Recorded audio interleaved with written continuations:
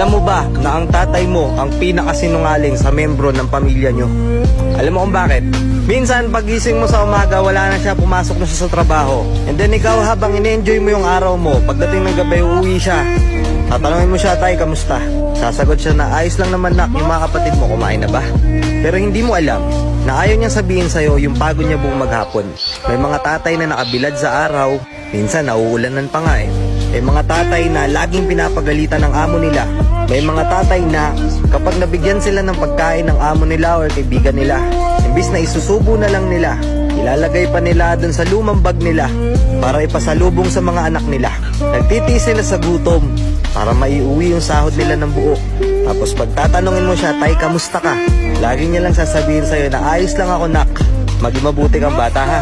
Sa sobrang galing nila magsinungaling, hindi mo napapansin na grabe na pala yung hirap nila.